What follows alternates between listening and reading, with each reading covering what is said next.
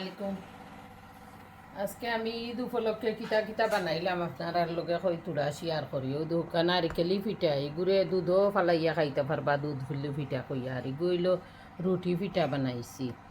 আর এগু গুড়র সন্দেশ, মরচা গুড় দি সন্দেশ। আর এগু হইল ইডলি ইডলি পিঠা। আর এগু হইল একটা সাজর পিঠা, অলি জলি কইন। আমি গুড়ও এগু আর কি মেক করছি।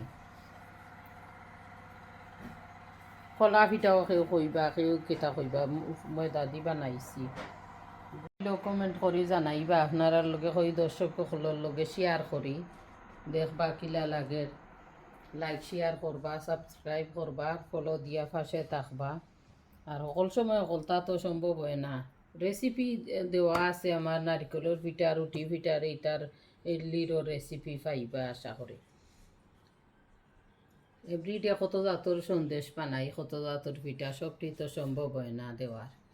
লাইক শেয়ার করবা, সাবস্ক্রাইব করবা। থ্যাংক ইউ, ধন্যবাদ। আসসালামু আলাইকুম।